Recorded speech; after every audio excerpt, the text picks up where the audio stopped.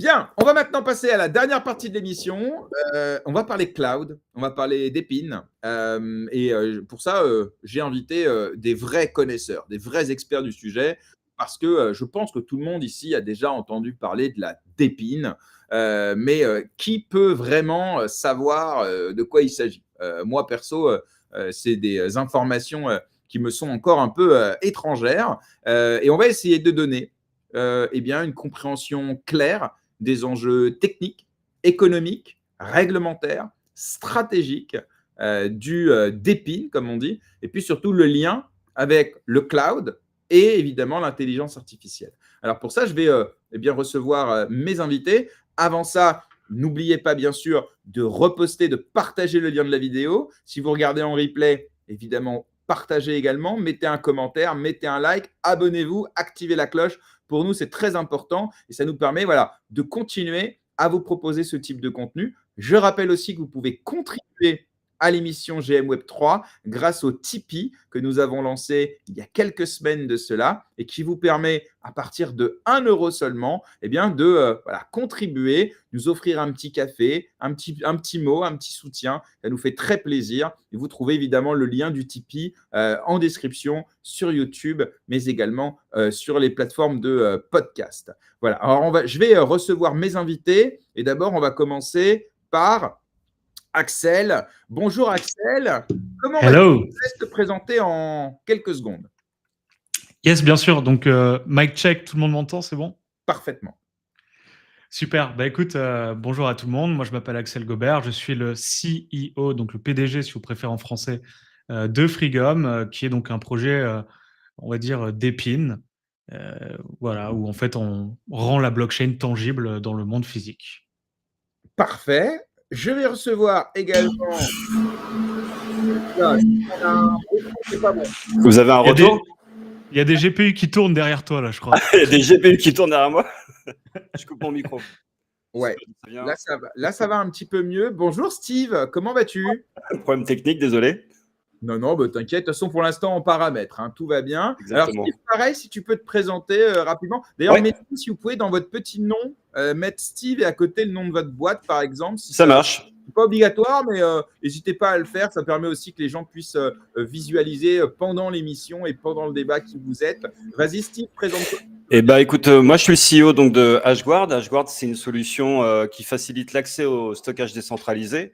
Et nous, on a conçu une sorte de Dropbox décentralisée pour remettre souveraineté et vie privée au cœur de tous. Voilà. Parfait, bienvenue. Merci d'avoir accepté mon invitation.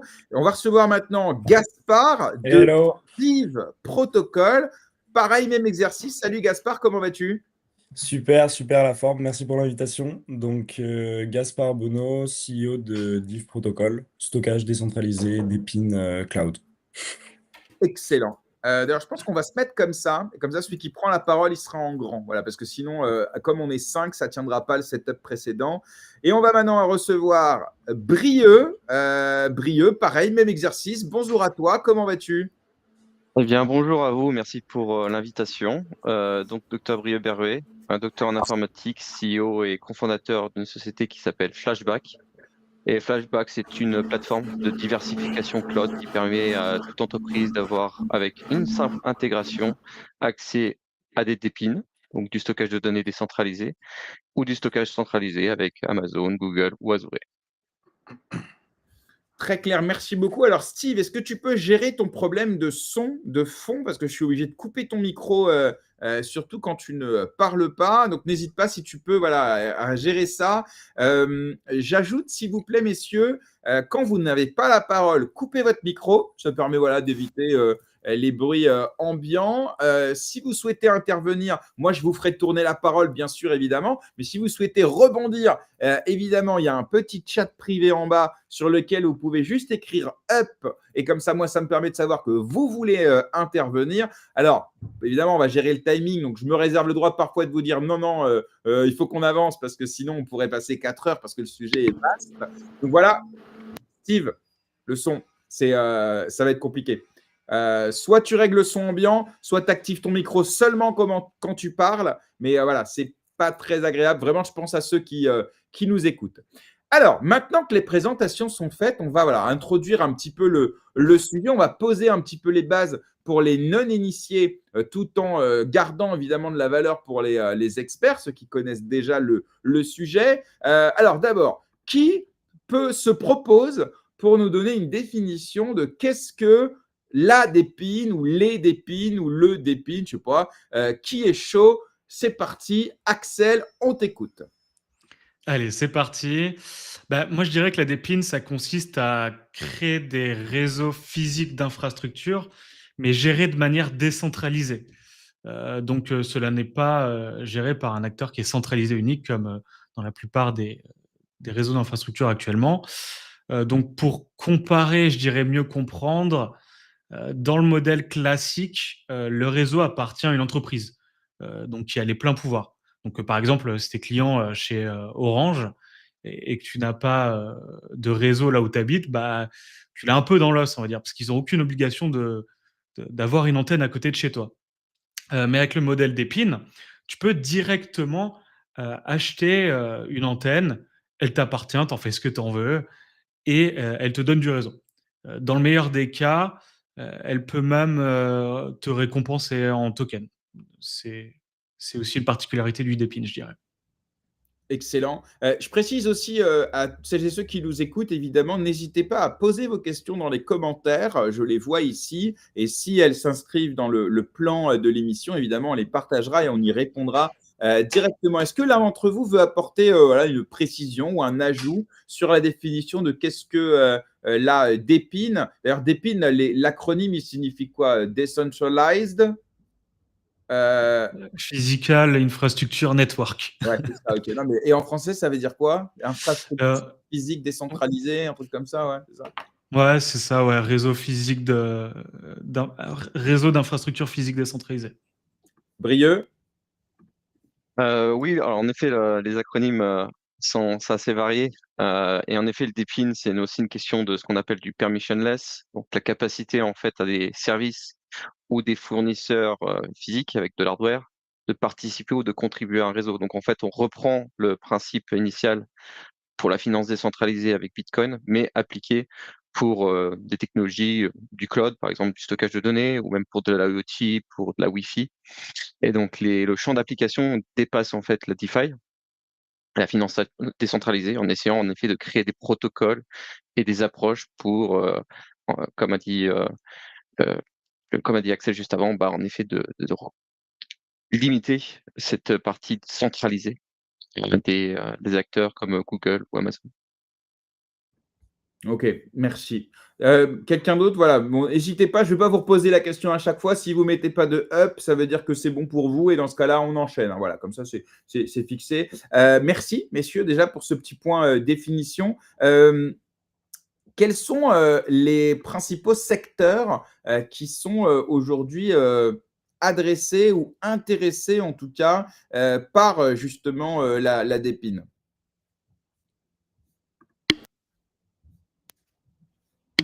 Je vais répondre si mon micro est OK, Jérém. C'est bon pour toi, go. C'est bon. Écoute, tu as 4 grands secteurs sur le DePIN. Tu as tout ce qui est connectivité. Bon, par exemple, on a Helium avec tout le réseau de communication. On a le stockage également, donc avec Filecoin, Airwave. Par Comment contre, Steve, non, Oui. il faut être un peu plus concret. Tu nous parles Ok. d'Helium. Qu'est-ce que c'est? Voilà, juste, les gars, on est avec des gens, et moi le premier d'ailleurs, où je comprends rien à tout ça. Enfin, entre guillemets, tu vois. Alors, Helium, c'est un réseau de communication qui remplace. C'est juste un moyen de communication en fait. Hein. On a Starlink, on a Helium quoi. Bon, eux, c'est pas par des satellites, c'est par des bornes qui sont. C'est quoi? C'est un fournisseur d'internet, un opérateur mobile? Ouais, ça fonctionne comme Internet au final, ouais, c'est ça. C'est comme un Internet décentralisé. D'accord. Okay, Ensuite, on a le stockage décentralisé qui est très connu du coup, donc Filecoin, Airwave, tous ces grands acteurs. Okay. Ensuite, on a le GPU et l'IA. Alors, il y a Akash et Golem. Perso, je suis pas très pointu sur ce côté-là. Je te cacherai pas, je pourrais pas te donner de définition claire là-dessus. Non, mais en gros, c'est je vais apporter de la computing, de la puissance de computation, ouais. donc on va dire, de la puissance de calcul. Tout à fait. Et ça, je vais mettre à disposition mes ressources personnelles. Ouais. Apporter de la... Ça, c'est aussi iExec qui fait un truc aussi important. iExec le fait aussi, ouais, tout à fait.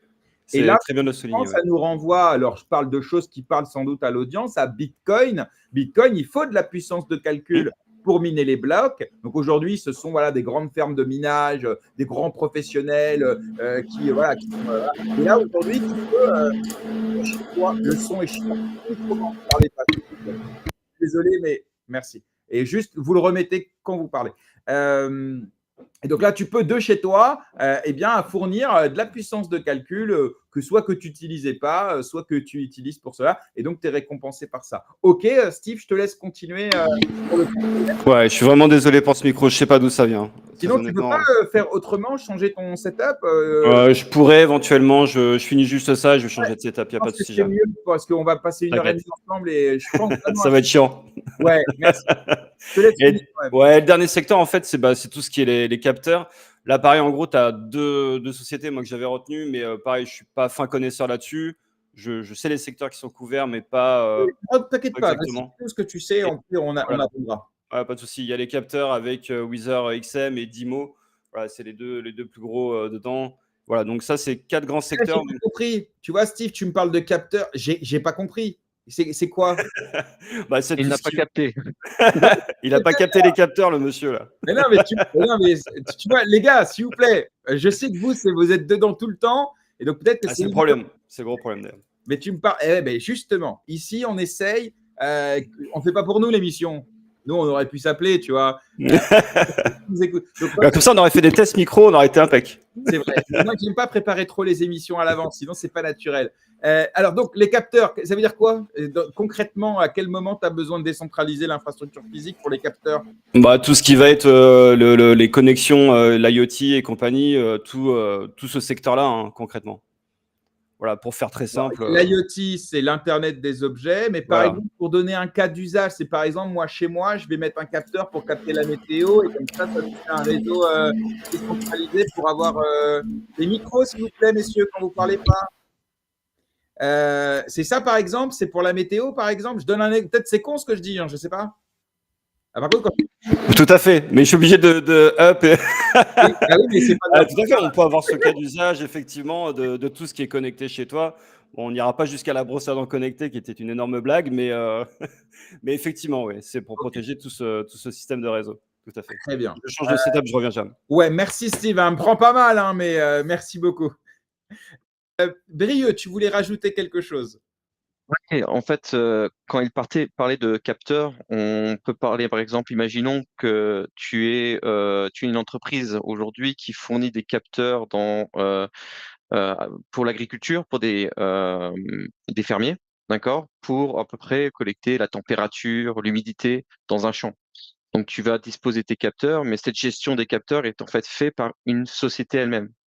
Et en fait, le DePIN va chercher à retirer l'acteur centralisé qui va déployer ces capteurs en disant que ces capteurs qui vont être disposés dans un champ vont être en fait connectés à un réseau décentralisé comme Bitcoin qui va en fait gérer la récompense ou l'utilisation des données de ces capteurs-là dans le champ du fermier. Donc, il y a de l'agriculture qui est très avec l'IoT. Il y en a plein d'autres applications, mais on peut penser à cette application assez standard. C'est parfait. Tu vois, là, on a une vision un petit peu de quels sont les cas d'usage principaux pour lesquels on peut avoir besoin de décentraliser la fourniture de calculs, d'informations, de bandes passantes aussi, on pourra en parler, etc. OK, merci beaucoup pour ça. Alors, on continue. Comment, là aussi, de façon très simple, il faut que tout le monde puisse comprendre comment ça fonctionne au niveau technique, la DePIN. Vraiment, si on devait faire un schéma, mais à l'oral, pour comprendre un petit peu comment on arrive à interconnecter des personnes qui sont dans le monde entier de façon distribuée. Voilà. Qui veut expliquer un petit peu comment ça fonctionne? Let's go, Brieux, vas-y. Hein. Eh ben, let's go. Comme ça, je commence par et après Gaspard ou Axel complémenteront mes propos.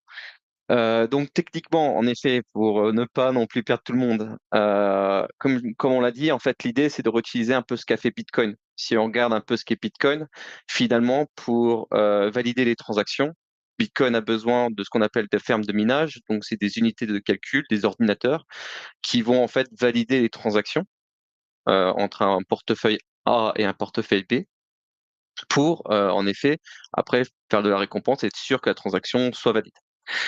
En fait, en un sens, on pourrait presque dire que Bitcoin est une sorte de deep-in, puisqu'on décentralise avec des machines, des fermes de minage autour du monde pour valider les transactions financières. Eh bien, en fait, le deep-in reprend ce principe-là, mais donc avec d'autres cas d'usage. Et donc, techniquement, il va avoir un ensemble d'éléments qui vont être intégrés à travers une blockchain ou à travers d'autres systèmes. On va avoir par exemple ce qu'on appelle un protocole de validation. D'accord? Donc je pense que les auditeurs connaissent probablement, j'espère, Proof of Work ou le Proof of Stake, donc les preuves d'enjeu, les preuves de travail, qui permettent de valider les transactions financières pour Bitcoin ou Ethereum. Et bien là, on aura des autres preuves qui vont permettre en fait de, par exemple, valider la fonctionnalité de l'infrastructure qui est décentralisée. Donc si on reprend par exemple les capteurs fermiers avec la température et l'humidité, eh bien ces mesures de capteurs d'humidité et de température doivent être validées en un sens, parce qu'elles pourraient être faussées. On pourrait donner des fausses informations. Pour qu'on puisse en fait valider ces informations-là et les récompenser finalement le fermier qui a déployé ces capteurs dans son champ, eh bien, on va mettre en place un protocole qui va dire ah bah ta température et ton humidité par rapport à des logiques mathématiques correspond à des chiffres qu'on attendait. Donc, je vais te donner une récompense en jetons, comme ce que fait Bitcoin avec la validation de transactions. Excellent. Axel? Ouais, du coup, bah, c'est parfait parce que Briac, lui, il est parti donc dans les maths et dans l'informatique, et moi, je vais parler plus de la notion humaine. En fait, la dépine, ça repose grandement sur le modèle mental Web3. C'est-à-dire que quand tu contribues à l'infrastructure, tu n'es pas juste un utilisateur, tu deviens un participant. Et donc, vu que tu participes à toute cette infrastructure en hébergeant, voilà, je reprends le modèle des capteurs, par exemple, chez toi, eh bien, tu es payé monétairement pour ça, mais en plus de ça, tu fais partie d'une communauté, et vu que tu possèdes une partie de l'infrastructure, le réseau dépend également de toi aussi, ce qui te donne de la responsabilité. Tu n'es plus un enfant, tu fais partie du réseau pour de vrai. Tu es un participant. Ok, très bien. Justement, on a parlé de la partie un peu technique, on a parlé aussi de la partie incentive, et au niveau de la partie économique, justement, comment est-ce qu'on parvient à... attends, je vérifie, hein, non, c'est bon. Gaspard, n'hésite pas, hein, si tu veux intervenir, n'hésite pas. Et je disais donc au niveau de la partie économique, comment est-ce qu'un modèle comme celui-ci peut être tenable et surtout durable? Parce que c'est bien beau de filer des tokens, mais souvent ça repose sur rien. Donc au final, c'est juste un Ponzi, voilà. Donc comment tu crées de la valeur économique? Comment tu arrives à faire un business model derrière? Alors, on va parler au niveau d'abord général, et après, si vous avez des exemples, si vous avez des cas d'usage, n'hésitez pas, c'est les exemples qui permettent de comprendre. Vas-y, Gaspard. Yes, donc au niveau économique, comme tu le dis, c'est un peu compliqué. Et sur le long terme, il y a de gros problèmes à ce niveau-là. Principalement, c'est de la redistribution de tokens qui se structure. Donc, on a des ICO qui sont faites. On a vu celle de Filecoin en 2017 qui avait bien marché. Le problème, c'est qu'aujourd'hui, il y a beaucoup de projets d'épines qui lèvent beaucoup d'argent sur des structures de bull run où ils vont pouvoir capter le marché et récupérer des fonds via ICO ou IDO, mais qui derrière ont du mal à lancer le projet de façon long terme et à venir le monétiser sur le monde réel. Et donc, on le voit, la façon aujourd'hui d'arriver à monétiser et à développer une société qui va durer dans le temps via la dépine en partant sur une levée de fonds en token traditionnel, ça va être d'axer sur un modèle économique typé principalement B2B quand on bosse sur des structures comme des capteurs typiquement. Et donc d'aller vendre ces services, enfin, nous en tout cas ce qu'on fait en système SaaS, à des sociétés en direct, et donc à décorréler la partie Web3 et à vraiment entrer dans un système Web2 business plus classique pour avoir des clients long terme, mensuels, et arriver à sortir un peu de ce schéma levée de fonds token qui n'est pas périn dans l'idée, dans le temps, si on n'arrive pas à recréer de l'argent de façon réelle après avec des clients classiques, quoi. Alors effectivement, tu as raison, et ce problème de durabilité, il n'est pas du tout propre au Dépine, hein, on est Non, d'accord. bien sûr. Dans Ouais. tous les, dans tous les secteurs, j'allais dire, du Web3, de la blockchain, il y a ce problème-là. On en a parlé ailleurs sur le gaming, etc. Mais voilà, l'idée, c'est d'apprendre aussi entre guillemets, des échecs précédents pour cette nouvelle application de la blockchain. Alors, dans l'ordre, on a Brieux qui souhaitait intervenir. Vas-y, je t'en prie.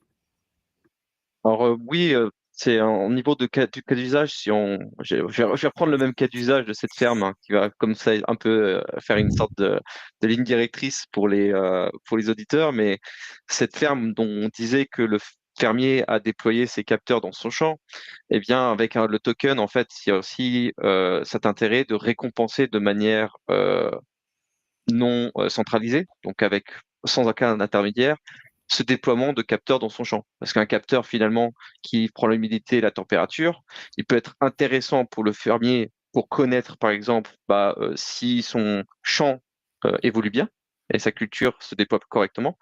Mais ça peut être aussi intéressant pour des acteurs externes. Par exemple, imaginons Météo France, qui souhaite récupérer ces données-là. Eh bien, le jeton peut avoir une utilité pour Météo France, pour, par exemple, récompenser aussi, pour acheter la donnée que le fermier a mis à disposition au sein du réseau. Et donc, le jeton peut avoir des utilités outre que de récompenser simplement la donnée qui a été fournie par le capteur. Elle peut aussi avoir des intérêts comme des places de marché où, en effet, des entreprises peuvent interagir à travers le jeton pour acheter ou revendre des données. Et c'est aussi un des cadres d'utilisation assez intéressant avec la Depine parce qu'on ne fait plus intervenir un intermédiaire de confiance, mais en fait directement le réseau. Donc on apporte de la flexibilité et de la souplesse en fait dans les interactions et les transactions financières entre fournisseurs de données et revendeurs de données. Voilà. Et acheteurs de données. Entendu. Merci, merci beaucoup, Brieux. Je pense que on est bon sur cette partie-là. Parlons des acteurs de cet écosystème. Alors, tout à l'heure, tu as parlé d'Helium, tu as mentionné Filecoin. Dans ma communauté, on m'a parlé beaucoup de Akash. Alors, évidemment, ici, ni aujourd'hui, ni hier, ni jamais, on ne fait pas la promotion de crypto-monnaie ou quoi que ce soit. Mais l'idée, c'est quand même de mentionner les projets leaders sur le marché. Est-ce que vous voulez, chacun d'entre vous, parler par exemple d'un projet leader et nous expliquer un petit peu ce qu'il fait, comment il fait et qu'est-ce qu'il apporte? On peut aussi parler de projets qui ont échoué. Enfin voilà, si vous avez une petite écosystème map de la Dépine et que vous souhaitez vous échanger un peu là-dessus entre vous. Moi, j'ai rien préparé, hein, donc c'est votre secteur. Qui veut se lancer là-dessus? Voilà, comme ça, on va citer quelques projets d'Épine et dire un peu où ils en sont et qu'est-ce qu'ils apportent. Hop, Axel, vas-y. Ouais, ben, ça tombe bien parce que c'était l'exemple que je voulais donner dans le cas d'usage de projet qui a eu un échec et qui a également eu une victoire en termes de tokenomics, en termes d'économie, etc. Et en fait, ce projet, c'est Helium, qui est donc l'un des grands d'Épine leader. Excusez-moi, hein, je le fais en français, contrairement à d'habitude. Mais ouais, donc en fait, Helium, à la base, c'est quoi? C'est un réseau pour de l'IoT, objets connectés à Internet. Donc, ils ont créé une sorte de réseau décentralisé utilisant des ondes radio. Donc, c'est l'architecture LoRaWAN directement. Sauf qu'en fait, à l'époque, ça n'avait pas très bien marché. Parce que, en fait, ils ont créé une sorte de nouveau Ponzi. C'est pas moi qui le dis, c'est CoffeeZilla, hein, d'ailleurs. Vous pouvez aller voir sa vidéo sur ça. En fait, il montre qu'à l'époque, donc, ils ont levé des centaines de millions et ils ont réussi à créer une market cap à 3 milliards de dollars, un peu plus même. Sauf qu'en fait, le revenu généré était seulement de quelques dizaines de milliers de dollars par an. Donc voilà, effectivement, ça n'a pas marché de redistribuer du token de manière automatique aux personnes. Mais là, ils ont trouvé une nouvelle fonction, donc qu'ils ont lancée depuis pas si longtemps que ça, je crois peut-être quelques années, qui est donc les hotspots 5G, qui te permet en fait d'avoir un forfait mobile directement qui est connecté à la Dépine d'Helium. Bon, est-ce que c'est vraiment décentralisé? Ouais, il y a des machines un peu partout, mais à la fin de la journée, ils ont fait un partenariat avec T-Mobile, qui est un peu le Orange des États-Unis, donc beaucoup plus gros. Donc, voilà, est-ce que c'est décentralisé? Je sais pas trop. Mais en tout cas, ça marche bien. Je sais que si vous allez sur leur site web, vous pouvez prendre un abonnement sur votre téléphone. Il y a une version qui est gratuite. Et après, il y a des versions qui sont payantes, qui sont évidemment plus complètes. Vous pouvez également héberger le réseau chez vous et encaisser de l'argent basé sur les téléphones qui se connectent à votre hotspot, tout simplement. Donc, voilà, j'ai fait un peu l'overview d'Helium historiquement. Je pense que c'est un projet qui reste quand même assez prometteur Ouais. dans l'ensemble. On peut parler aussi, merci Axel, on peut aussi parler de Filecoin. Alors ça, c'est un truc qui est vieux comme, j'allais dire comme le monde. Dans le Web 3, c'est pas difficile d'être vieux, mais vous m'avez compris. L'idée, c'était voilà, de permettre de mutualiser les espaces de stockage des gens et de venir un petit peu concurrencer. Comment ça s'appelle, tu sais, le truc de stockage là? Genre, comment ça s'appelle, le truc qui est pas, il n'y a pas de crypto, mais c'est distribué quand même. Le concurrent de Filecoin. Quelqu'un peut m'aider? BitTorrent ou des choses comme ça, là? Non. Emule? Mais je vois ce nom, non, en fait, c'est la même chose que Filecoin, mais sans crypto. Truc qu'on utilise notamment, tu sais, pour stocker ses. IPFS, non? Voilà, Ah, bravo. IPFS. Mais c'est la même société, Jérém, en fait, ça. Ah, c'est la même. Exact. En fait, tu as Filecoin et tu as Protocol Labs. Ok. Et en fait, Protocol Labs est une fondation de Filecoin, tout simplement. Pour faire extrêmement simple, c'est ça. Ok. Et donc là, pour le coup, sur la partie, parce que IPFS, il est quand même il est bien avant Filecoin, Euh, non? Bah, en Je fait, crois c'est un hash, ça va être une signature qui va être dans IPFS, hein, si je dis pas de bêtises. Brieux pourrait me taper sur les doigts si je dis des bêtises. Ouais, je peux prendre là-dessus s'il faut. Vas-y. IPFS, en fait, en effet, tu as raison, Jérém, est arrivé avant Filecoin. Je crois que ça doit être 2008 ou 2007, quelque chose du genre.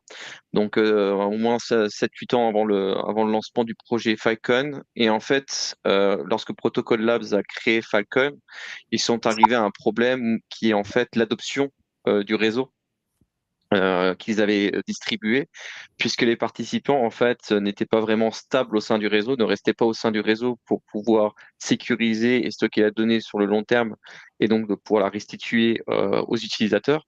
Du coup, les constructeurs d'IPFS sont arrivés à un point en se disant, voilà, IPFS est une solution qui permet de distribuer, de très bien sécuriser ces données pour pouvoir faire de la rétention de la donnée, être sûr que les personnes qui contribuent au réseau restent au sein du réseau. Et ben, on va créer le protocole Filecoin qui va créer donc cette couche économique qui va permettre d'incentiver le réseau IPFS. Et c'est donc comme ça en fait qu'est né Filecoin à travers IPFS. Ok. Donc c'est la même chose. Tu vois, je savais même pas moi pour moi, mais ok, d'accord, très bien. Ok, donc c'est ça. En fait, ça, en fait, le token, il sert à ça, il sert à créer une incentive économique parce que sinon, quel intérêt de partager finalement son matériel, ses ressources, si t'es pas incentivé à le faire, à part pour le goût de l'éthique, parce qu'en fait, à la base, IPFS, c'est ça, c'est un projet un peu éthique, un peu comme Wikipédia, tu vois, en mode, voilà, on a un réseau à distribuer, et ça permet d'éviter d'avoir un single point of failure sur le stockage, etc. Mais bon, il y a une limite, c'est que les gens, bah, tu dois les payer, ou en tout cas, il faut qu'ils soient récompensés pour faire quelque chose. Et donc, Filecoin permettait de faire ça. Et là, la difficulté, c'est d'arriver justement à trouver une utilité à ce token, parce qu'on a compris à quoi il sert quand il s'agit de l'offrir. Ok. Par contre, derrière, il faut qu'il y ait aussi une pression acheteuse. Il faut que les gens ils aient besoin de l'acheter. Sinon, bah, tu as un token qui s'effondre et au final, le truc est mort, quoi. Donc voilà. Mais bon, ça, c'est pareil, je pense aussi pour tous les projets, on en parlait. Quelqu'un connaît Akash ou pas? J'en ai entendu parler beaucoup, on m'en a parlé. Je sais qu'ils font de la dépine. Il y en a un qui peut en parler vite fait ou pas du tout? Parce que ça fait partie, pareil, des 3 projets un peu connus du secteur. Non. Perso, j'ai aucune info, moi, dessus. Enfin, j'ai pas dit que du tout le projet, quoi. Je peux un peu dessus, tout, etc. Si vous voulez bien. Donc en effet, Akash, c'est plutôt sur la partie qu'on appelle computing, même s'ils font plutôt donc computing, donc plutôt sur les calculs et ordinateurs de calcul, mais ils font aussi du stockage aussi. Donc en fait, leur idée à Akash, c'est un peu de répliquer les Amazon Web Services, donc c'est la solution cloud de Amazon. En effet, sur une infrastructure décentralisée. Donc, Akash, en fait, un projet qui a pas mal de intégrations techniques qui sont très intéressantes, pour pouvoir interagir avec leur réseau. C'est là en fait l'une des barrières en fait au Dépine, c'est de simplifier la capacité aux développeurs de pouvoir interagir avec le protocole. Des fois, ça peut être très compliqué, donc du coup, en tant que développeur, on n'a pas trop envie de le faire, et ça décourage en fait l'intégration au sein des entreprises. Donc, ils ont aujourd'hui pas mal d'outils qui permettent cette intégration. Et donc, Akash on pourrait aussi prendre un peu d'autres solutions, comme par exemple Aleph. Si je pense à des projets, je crois, français, je crois qu'à français, du moins ça a dû commencer en France pour Aleph. Il y a d'autres projets aussi, peut-être plus jeunes, comme Kaizen Network, qui sont un peu concurrents. Mais en effet, Akash, il y a un projet très intéressant, en pleine évolution. Je crois qu'ils ont même un bon partenariat avec NVIDIA. Et ça fait partie de cette trame qu'on appelle, oui, cloud computing et cloud storage de manière décentralisée. Ouais, j'aimerais rebondir dessus rapido, mais oui, effectivement, enfin, pas grand-chose à ajouter, évidemment. Brux, toujours très bon dans ses explications. Mais voilà, donc en fait, ça héberge des applications, on peut coder dessus, et j'ai testé moi-même des applications sur Akash, et donc tu as une sorte de chat GPT qui est uncensored, ils appellent ça, donc qui n'est pas censuré. Donc bon, j'ai pas testé d'envoyer des questions un peu punchline, mais j'ai testé, franchement, c'est vraiment bon comme IA. Donc, il y a la possibilité pour nos téléspectateurs aujourd'hui de pouvoir utiliser un chat GPT qui est décentralisé, qui est transparent et anonyme, qui ne vend pas tes données, etc., quoi. Ok, excellent. Bah, écoute, bon à savoir. Alors évidemment, hein, n'oubliez pas de ne jamais vous contenter des explications qu'on vous donne ici, hein. Si vous souhaitez vous exposer au secteur de la dépine, faites vos recherches, prenez de la doc, comprenez tout, posez des questions aux fondateurs, rejoignez les réseaux avant de vous exposer de quelconque façon que ce soit. Là, l'idée aujourd'hui, hein, c'est vraiment surtout vous donner voilà, un aperçu un petit peu de qu'est-ce que c'est et quels sont les impacts. Alors maintenant qu'on a poser un peu les bases justement du secteur et du marché, on va parler un petit peu de la maturité de ce secteur pour essayer de comprendre un petit peu où on en est, qu'est-ce qui fonctionne et au contraire, qu'est-ce qui coince. En gros, le début de la dépine, je crois, c'est 2014, hein, grosso modo. Entre-temps, quelles ont été un peu les étapes de la dépine avant même que ça devienne quelque chose de cryptographique, avant même qu'il y ait un lien avec la crypto. Est-ce que vous pouvez, voilà, je ne sais pas, là, entre vous, nous raconter un petit peu les différentes étapes de la dépine pour arriver à justement à aujourd'hui? Peut-être docteur? Le docteur va soigner, va soigner les mots. Donc, en effet, le Deepin a eu différentes phases qui, je pense, sont particulièrement reliées en fait à l'évolution des technologies décentralisées. Les mêmes phases qu'on a pu voir avec Bitcoin, Ethereum, Solana ou même Sui quand on regarde la partie finance décentralisée. Donc en effet, de mémoire, par exemple pour le stockage des données, c'était le projet Storj, qui a été le premier projet en fait à essayer de décentraliser le stockage des données avec un token. Ça, c'était la première phase. Et ensuite, il y a eu différentes phases. Il y a eu Falcon qui est arrivé en 2017, Helium, on essaie de faire du computing, de l'IoT, il y avait Iota. Je ne sais pas si vous connaissez, certaines personnes connaissent Iota, mais oui, il Ça y a Iota aussi. Ça parle, même si on n'en entend plus trop parler. Comment? Il faisait partie du top 100, hein. Ah oui, bien sûr, oui, c'était un enfin un gros projet. Ouais, c'était un projet conséquent. Ils avaient une bonne market cap, comme Helium, hein. Beaucoup de projets dans la période, on va dire 2016-2019, pas mal de projets Deepin ont émergé. Ça s'est coulé un petit peu entre 2019 et 2022 avec la phase des NFT, des metaverses qui ont accéléré une autre adoption. Mais depuis 2022-2023, le Deepin est revenu pour différentes raisons. Et je pense que la raison première vient de l'arrivée de l'IA générative comme ChatGPT. Ça a permis au Deepin de penser à nouveau comment refaire du Deepin, particulièrement sur la partie donc cloud computing, réservation de calcul par des cartes graphiques qui permettent en fait de calculer et d'entraîner des IA, de les faire interagir. Dans Akash fait ça, par exemple. Et toute cette phase IA, donc, est on va dire la partie immergée de l'iceberg qui a repoussé la partie deep-in qui se concentre particulièrement sur l'intelligence artificielle. Et aujourd'hui, on va dire que c'est surtout cette phase maintenant intelligence artificielle qui est pas mal promue par pas mal de projets, mais néanmoins, tout ce qui est IoT, tout ce qui est en stockage existe encore et doivent être encore résolus. Il y a des phases donc de développement peut-être beaucoup plus lentes que le DeFi, mais qui font leur petit chemin et trouvent un grand intérêt auprès des entreprises de plus en plus comme Nvidia ou Google ou Amazon. Même des solutions centralisées comme eux s'intéressent à ce genre de technologie pour en effet, eux, de leur côté, se diversifier. Ok, très clair. Est-ce que quelqu'un veut rajouter quelque chose? Merci, hein, en tout cas, docteur. Je comprends pourquoi on t'appelle docteur, parce que j'allais dire, attends, franchement, on va pas l'appeler docteur pendant toute l'émission, ça fait un peu pompeux, quoi. Mais bon, après, là, j'avoue, là, tu commences à nous faire une petite masterclass, là. Je sais pas si on dit docteur ou professeur, mais non, mais merci, hein, en tout cas, d'avoir cette hauteur de vue. Mais je pense que tu as bien préparé l'émission, puis tu évolues dedans aussi, hein, depuis un petit bout de temps. Donc maintenant, effectivement, c'est pour ça que tu as ça. Aujourd'hui, justement, on en est où en termes de KPI ou même en tant que valorisation? Tu sais, aujourd'hui, sur CoinMarketCap, par exemple, tu sais, tu peux prendre le market cap en fonction des narratives. Tu vois. Donc, je ne sais pas s'il y en a une pour la dépine, mais je pense que si. Et ça représente combien d'oseilles à peu près? Et vous, messieurs, d'ailleurs, vous avez décidé d'entreprendre dans le secteur de la dépine. Pourquoi vous avez choisi, et là je veux une réponse de tout le monde les gars, hein, pourquoi vous avez décidé de vous lancer sur cette narrative-là alors que vous auriez pu faire quoi, moi, de la DeFi, du meme coin, tu vois. Donc pourquoi ce secteur-là? Voilà, qui veut peut-être commencer là-dessus? Bah, je veux bien commencer. Alors c'est vraiment pas le secteur le plus facile comme tu dis, Jérém. On aurait pu très bien faire des meme coins tout pourris et puis faire de l'oseille très facilement ou pas, hein, d'ailleurs. Nous de notre côté, hein, concernant HGuard, c'était surtout comme on l'a exprimé tout à l'heure, en fait, le secteur du stockage décentralisé plus général, il y a un manque de maturité.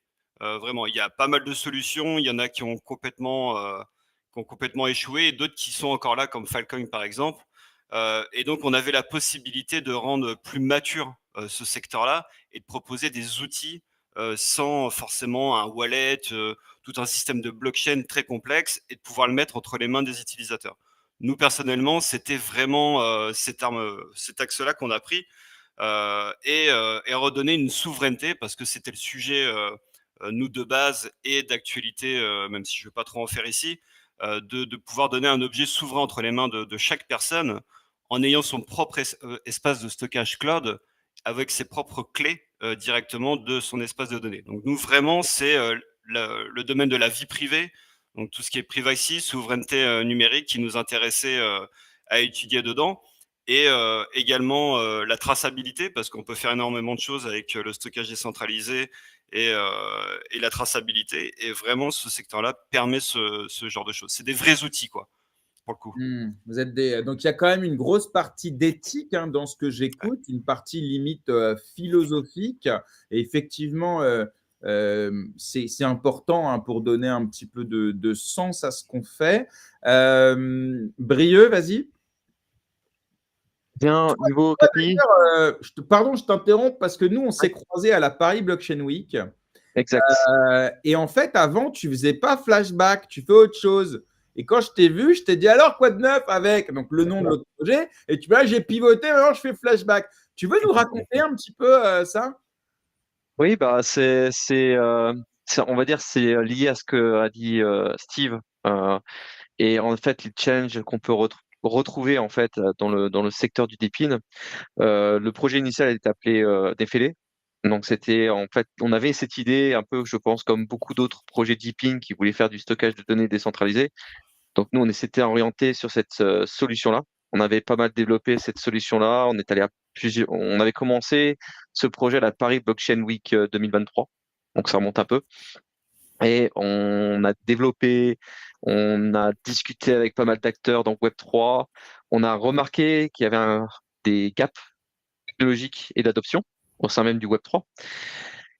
Et c'est en arrivant en octobre-novembre 2024, on a quand même remarqué que l'adoption en fait des solutions d'Epine, pas non plus la philosophie derrière, n'était pas forcément non plus la technologie qui est sous-jacente, mais plutôt la manière de l'appréhender. Et donc du coup, on est parti donc avec mes associés à la Silicon Valley. On a été reçu par la Draper University et oui, on a découvert la Silicon Valley. On a découvert sur le terrain là-bas les acteurs du cloud. Il y a Amazon, il y a Microsoft, il y a Google, toutes les grosses têtes, tous les gros développeurs de ces solutions cloud qui aujourd'hui tout le monde utilise, les gens qui les conçoivent se trouvent là-bas.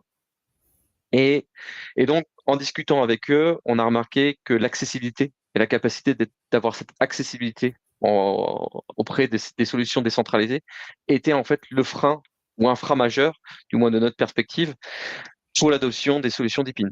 Et c'est donc un pivot qu'on a fait en octobre-novembre. Et donc, on va dire l'émergence réelle de Flashback, d'offrir maintenant cette solution, cette plateforme pour pouvoir permettre aux développeurs et aux entreprises d'avoir accès aux solutions centralisées et décentralisées de stockage de données, et même plus encore en fait de cloud centralisé, décentralisé, donc aussi sur la partie computing.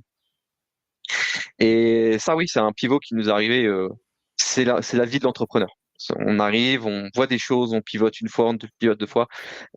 C'est comme naviguer avec son petit bateau, avec la voile.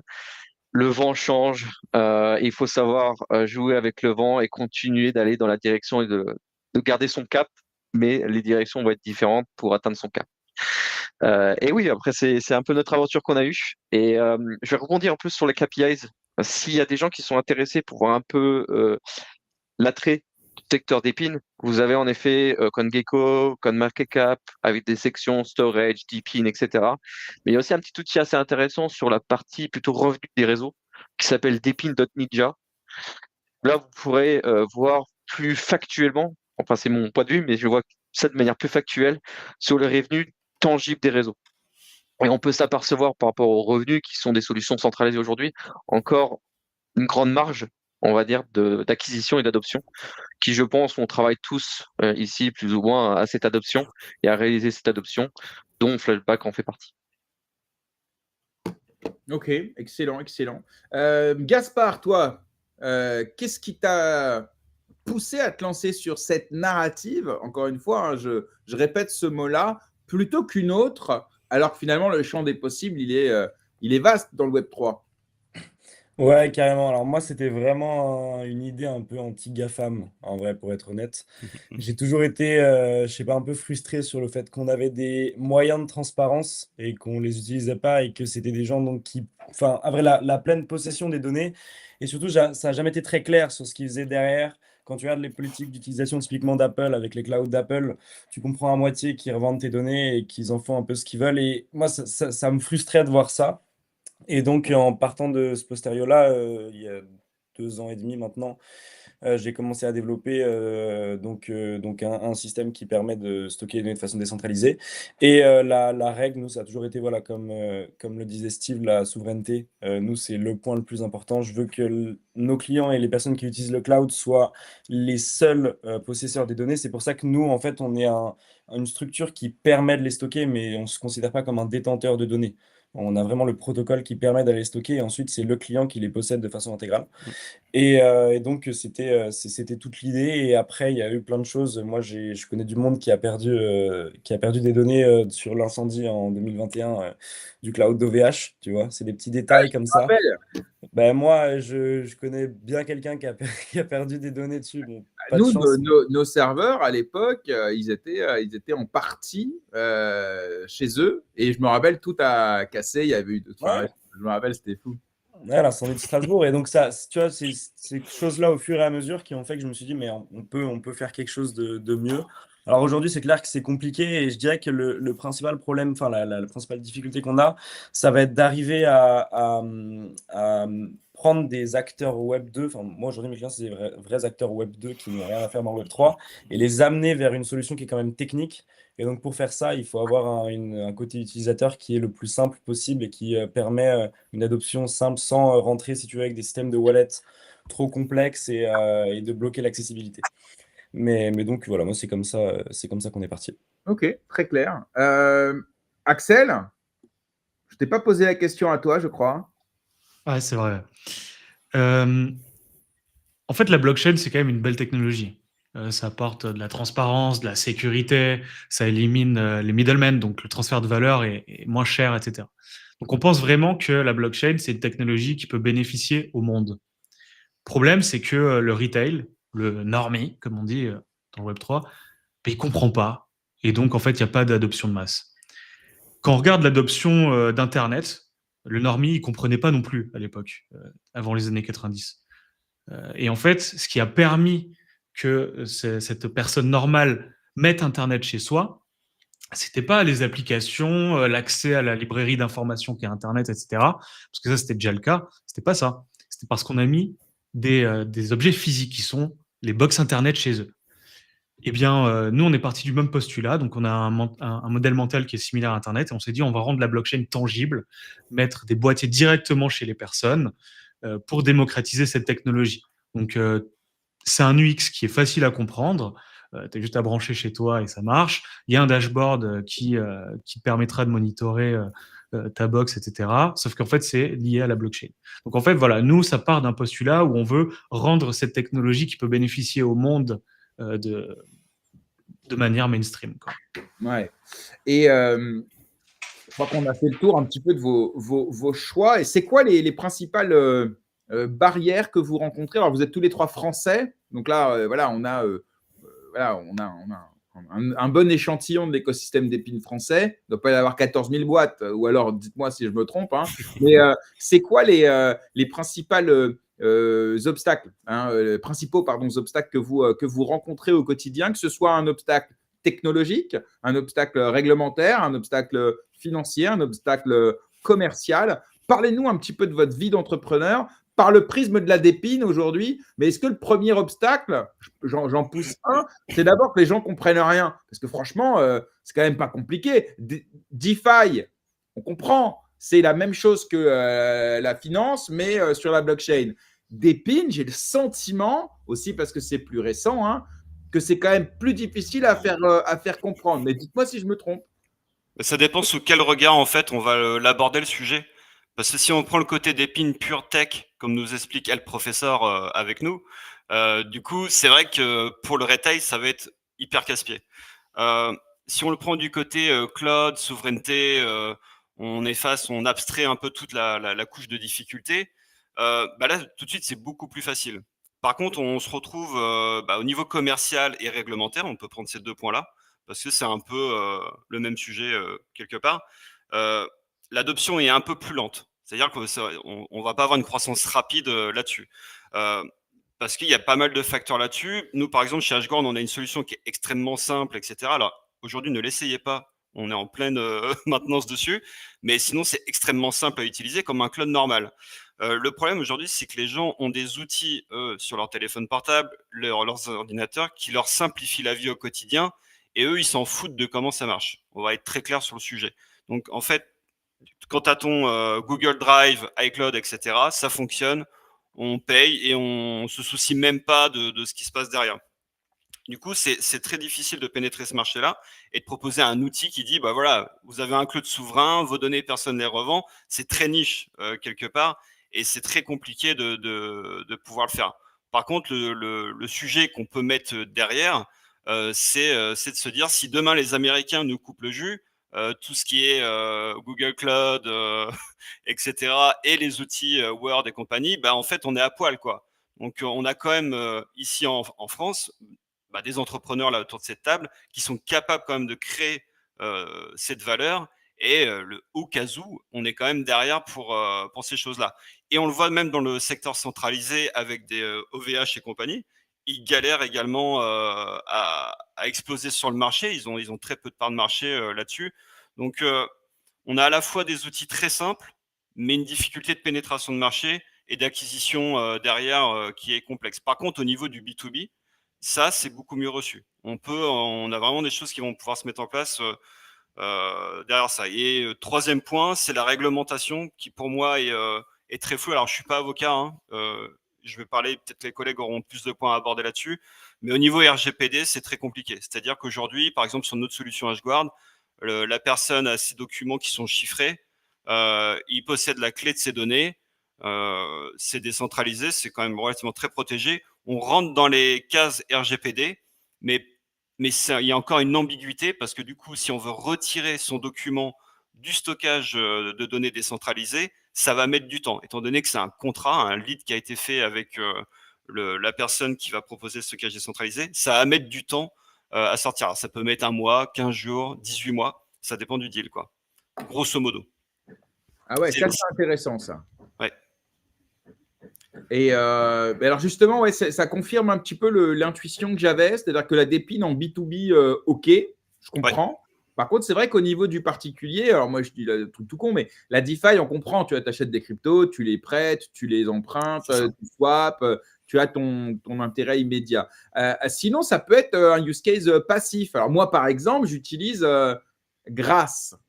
Je crois que c'est de la dépine. C'est-à-dire que j'ai sur mon téléphone et sur mon ordi, tu vois, j'ai le truc. Et en fait, je leur file de la bande passante. D'ailleurs, c'est complètement passif. Hein, je m'en occupe pas du tout. Tu vois. Et par contre, si j'ai bien compris, il y a un système de airdrop régulièrement. Il récompense avec un système de classement et tout, hein, je sais pas quoi. Et je gagne des tokens grâce. Et après, je vais les vendre. Bon, il n'y a pas vraiment de philosophie derrière ce que je fais. Je ne comprends pas vraiment ce qu'ils font avec ma bande passante.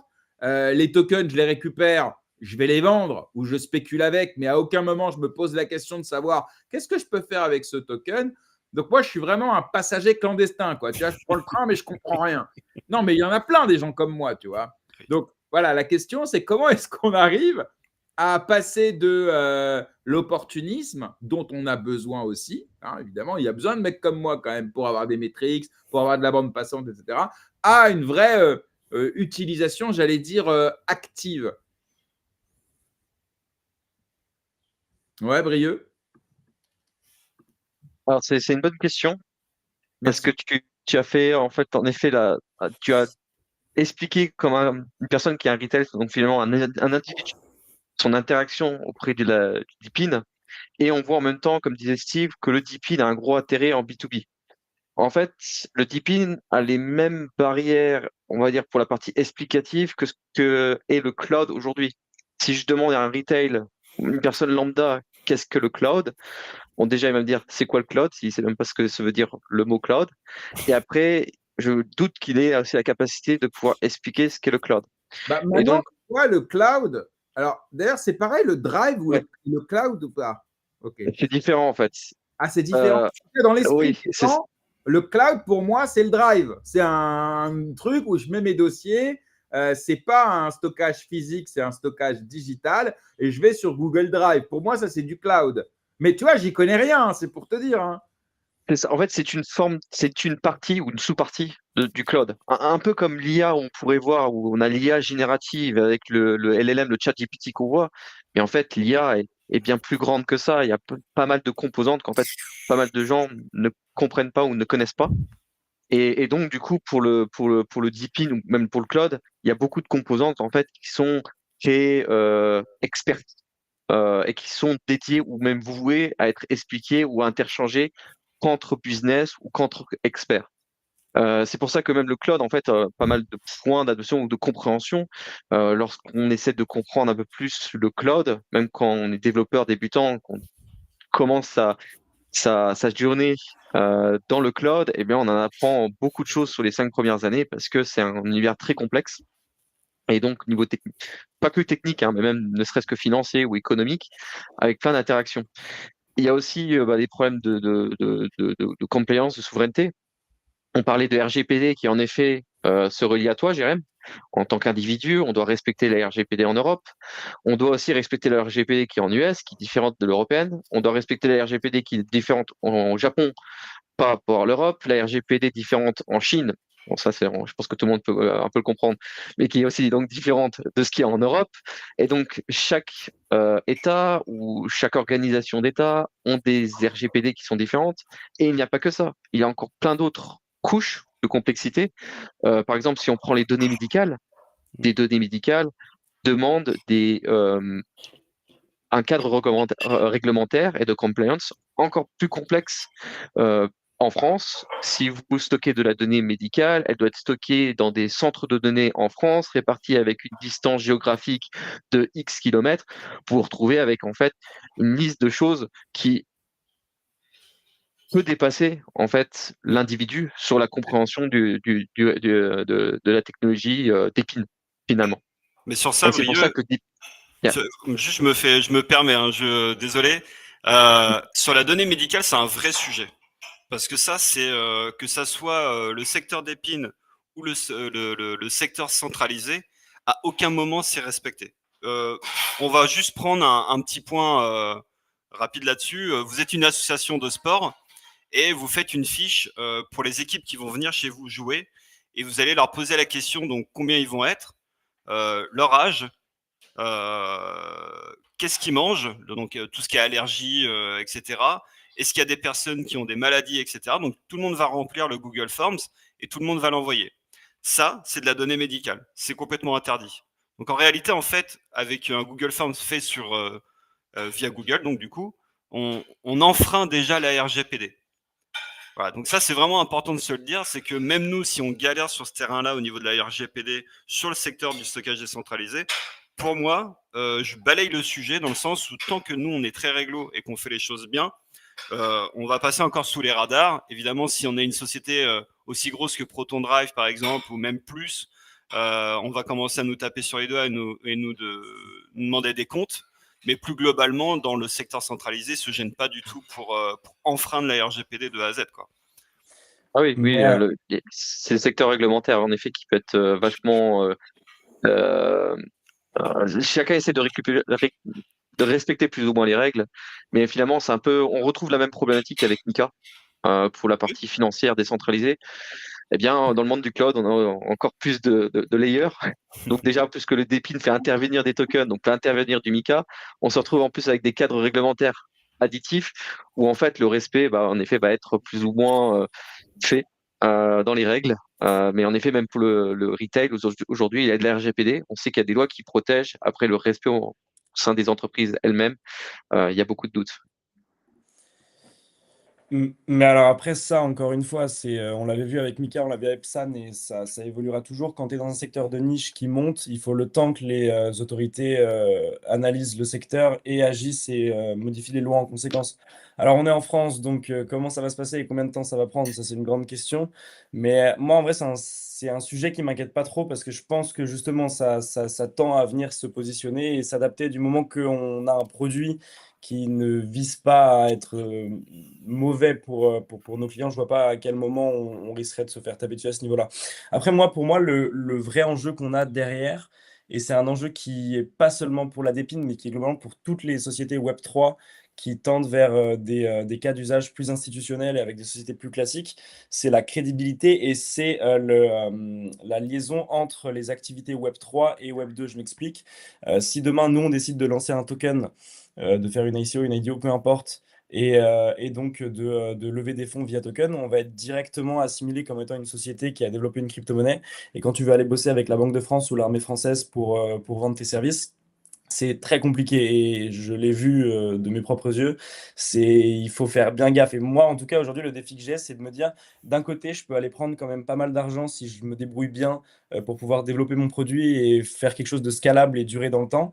D'un autre côté, si je fais ça, est-ce que je me crame pas avec les institutions et est-ce que derrière, je vais pas faire quelque chose qui est juste un gros pump et puis ensuite, je vais vider la caisse au fur et à mesure et je n'aurai pas les clients que je veux. Moi, en tout cas, l'enjeu aujourd'hui, il est là et les complexités, je les vois ici. Ouais, quelqu'un veut rajouter quelque chose? Parce que c'est hyper intéressant. J'en parlais tout à l'heure avec Laurent dans l'émission et on parlait justement de cette réglementation qui est insupportable et qui est surtout complètement déconnectée du réel, puisqu'on entend effectivement aujourd'hui que le principe même d'une blockchain publique n'est pas compatible avec le RGPD parce que tu ne peux pas supprimer une information sur la blockchain. Elle est censée être par définition incensurable et infalsifiable. Donc, tu vois, ne serait-ce que même sans rentrer dans la dépine, en parlant juste du concept même de blockchain, ça colle pas déjà avec la réglementation. Donc, comment vous voulez, vous, être capable de vous y inscrire? Il n'y a C'est personne quoi- qui est réglementé de toute façon sur ce secteur. Si tu prends juste en Europe, tu as plus de 70% des boîtes tech européennes qui sont sous capitalisation américaine. Donc tout ce qui va toucher au niveau du stockage, etc. On l'a vu très récemment, il y a eu des histoires avec Apple et Google. Personne respecte au final ce côté réglementation européenne qui est impossible à tenir de bout en bout, quoi. Ouais, je vois. Je vois. Effectivement, ça sent pas bon. D'ailleurs, vous avez envisagé, vous, les copains, de faire ça en dehors de la France ou en dehors de l'Europe, en voyant ou en tout cas en anticipant toutes les barrières qui vont être mises sur votre passage. Alors, tu sais, moi, je suis un peu partagé entre mon côté patriote où j'adorerais qu'on puisse entreprendre en France et j'adorerais qu'on soit le fleuron des nouvelles technologies, et en même temps partagé entre mon travail de consultant où je vois des boîtes et je me dis, mais si vous voulez avoir une chance de réussite, franchement, posez-vous la question de l'expatriation. Peut-être on peut commencer par Axel, tu en as déjà parlé ailleurs, évidemment, notamment dans l'émission. Toi, tu es parti en Bulgarie, donc ça reste l'Union européenne, je crois quand même, mais ce n'est pas la France. Alors, est-ce que tu veux nous en parler?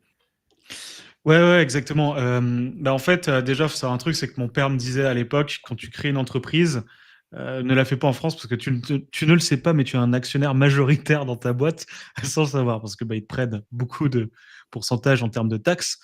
Donc, je suis parti en Bulgarie en 2021 et après, plus tard, avec mon père et deux autres personnes, nous avons créé Frigom en Bulgarie parce que c'est là où nous nous trouvions. Donc, on avait déjà des contacts d'avocats.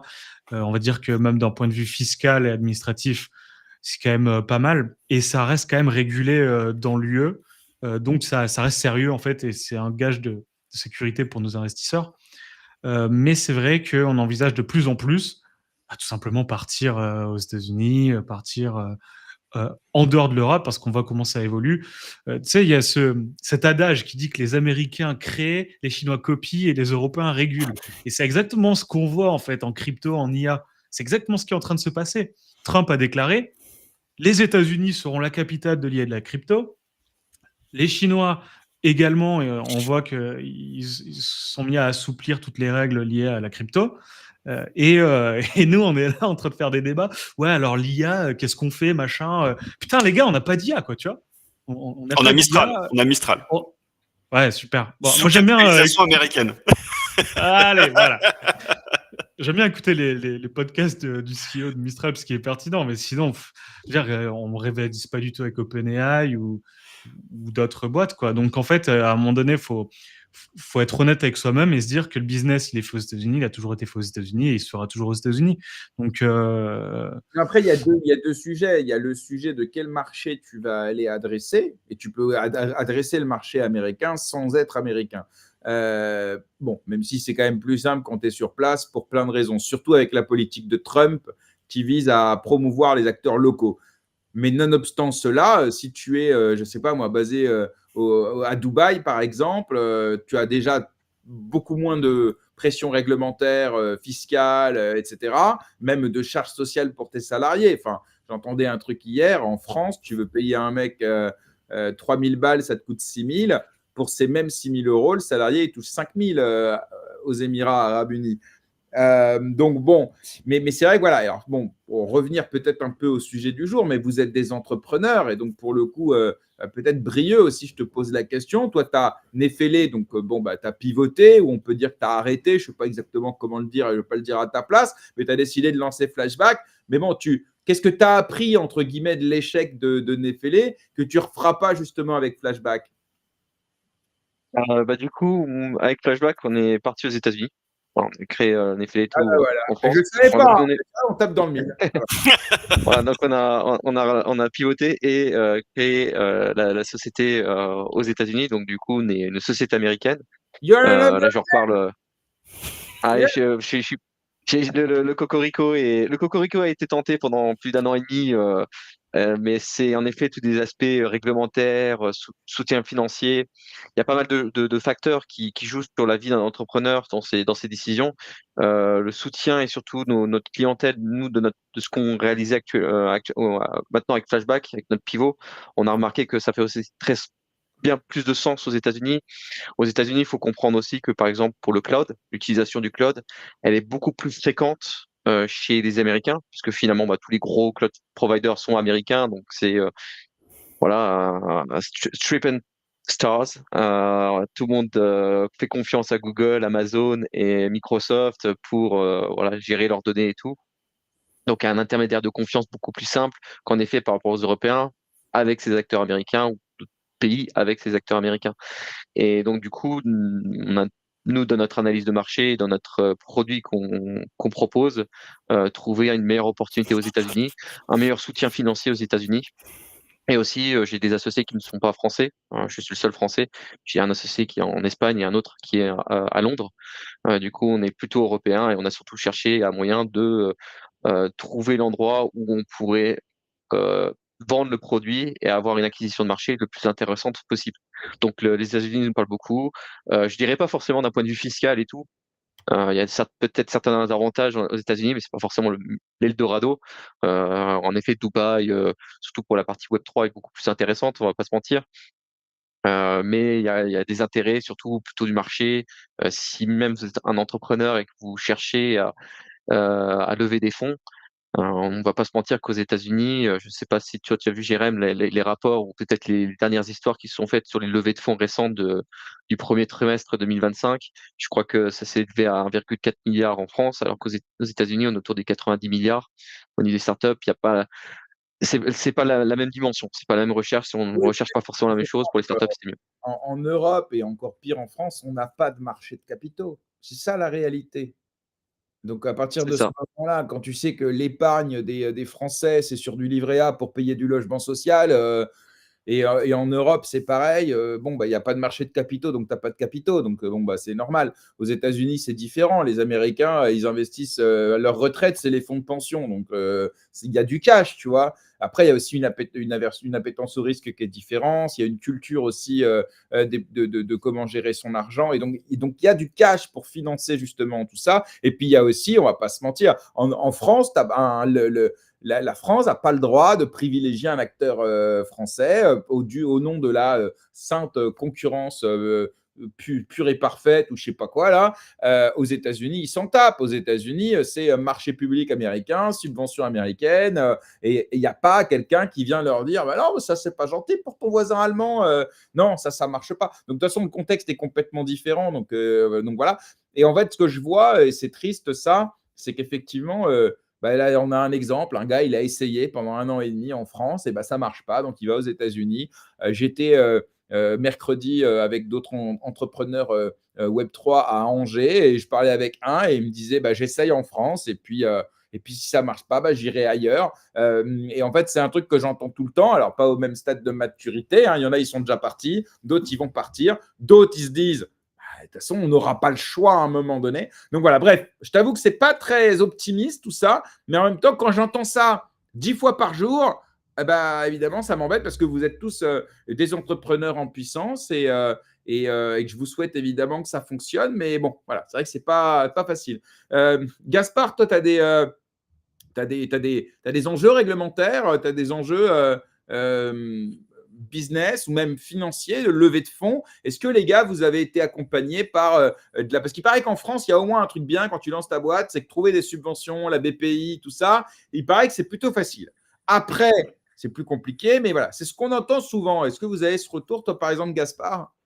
Ouais, alors moi j'ai fait un premier mini tour de table. J'ai levé 50 000 euros il y a un peu plus de 2 mois pour commencer à structurer. Et là, on est rentré en pré-seed il y a une semaine, où là on fait rentrer des investisseurs internationaux sur un tour beaucoup plus lourd, mais qui va nous permettre de scale beaucoup plus rapidement le produit. Et rien que, tu vois, juste les démarches administratives pour faire rentrer des investisseurs étrangers, pour faire rentrer des investisseurs qui investissent en crypto-monnaie dans ta boîte. C'est fatigant. C'est fatigant et ça te donne déjà envie de partir d'entrée de jeu. Rien que la première levée de fonds m'avait déjà bien saoulé, tu vois, avec 21 investisseurs au board. c'était déjà compliqué. Et là, je sens qu'au fur et à mesure, ça devient de plus en plus compliqué. Et surtout, tu as d'autres choses à gérer que gérer des paperasses administratives quand tu es déjà une boîte qui enfin, tu vois, qui va faire du chiffre et qui rentre sur un marché. Si tu dois en plus gérer toute la paperasse administrative, c'est très compliqué. Oui, il y a des subventions en France maintenant. Déjà, sur le dernier projet de loi de finances qui a bougé, il y a plein de statuts, notamment le statut GEI, des statuts pour entreprises innovantes qui sont out. Donc, ça a déjà bien changé comparé à l'effervescence qu'il y avait eu il y a 2-3 ans où tout le monde était plein d'argent, on envoyait comme des fous. Maintenant, oui, la BPI, c'est bien, mais la BPI, quand tu pars de France, ils te tiennent aussi. Donc, s'ils investissent chez toi et que tu décides de te casser, tu dois rembourser. Et il y a oui, et il y a plusieurs choses qui viennent en compte. Donc, moi, tu vois, typiquement, de quoi? C'est combien de temps le délai que tu dois rester en France obligatoirement ou... Écoute, j'ai plus les détails. Ce que je sais, c'est que je l'ai su et que donc j'ai fait un pas en arrière là-dessus. Et ouais, aujourd'hui, Après, c'est en soi, non, c'est pas déconnant. non, je dis pas que c'est déconnant. C'est que Je ça, dis c'est juste pas que déconnant. Le problème, ouais, mais c'est que il là, il faut le faut que tu prendre fasses en tout compte, pour quoi. te garder en France, quoi. Voilà. Bah ouais. Et que est-ce que tu vas aller risquer pour je sais pas 30, 40, 50, 100 000 balles? Est-ce que Eh tu oui, vas te dire je reste ici et puis en fait tu vas cramer alors que tu aurais peut-être réussi autre part? ça vaut pas le coup. Maintenant, moi je suis mitigé sur le fait de partir parce que d'un côté c'est très très lourd, mais je me dis aussi que si tu réussis en France et que tu t'imposes, c'est un marché qui est tellement peu concurrentiel à ce niveau-là, dans le sens où la réglementation fait que plein de gens partent, que si tu arrives à t'imposer comme un acteur français majeur, voire européen, tu as quand même une prise sur le marché qui est intéressante. Et surtout, on reste quand même un pays qui est très Frenchy, tu vois, et qui aime les sociétés qui sont françaises, qui stockent les données en France et qui ont une structure qui est faite comme ça. Et donc, je pense que ça a un avantage si tu arrives à te démerder pour sortir et pour avoir des clients français et européens et devenir en fait un peu le cloud décentralisé européen qui est le Mistral AI pour OpenAI, tu vois. Hmm. Si tu arrives à faire ça, tu es gagnant. Maintenant, il faut arriver à se dégager C'est de intéressant. Je me tout rappelle ça. que nous, à l'époque, quand on se battait pour avoir le PSAN, on se disait la même chose. Ce discours de dire, donc on est là, on est en 2020, hein, d'accord, 2019-2020, loi Pacte allait voter, et là on sait qu'on va devoir passer le PSAN. Et les entrepreneurs de la crypto à ce moment-là se disent tous la même chose que ce que tu viens de dire, Gaspard. On dit, OK, c'est compliqué, c'est chiant, mais au moins, on se dit que si on arrive à avoir le PSAN, au moins, il n'y a plus rien qui peut nous arriver. C'est vrai, comme on est la réglementation à ce moment-là, hein, la plus chiante, la plus stricte, la plus drastique, on se dit que si on arrive à avoir le PSAN, en gros, mais vraiment, c'est un truc qu'on répétait, on se convainquait de ça, et c'est ce qui nous a poussé à le faire, à devenir PSAN, à dépenser des dizaines ou des centaines de milliers d'euros en frais d'avocat, en trucs et tout pour devenir PSAN. Et puis après, on nous a sorti le PSAN renforcé. Et puis après, il y a Mika.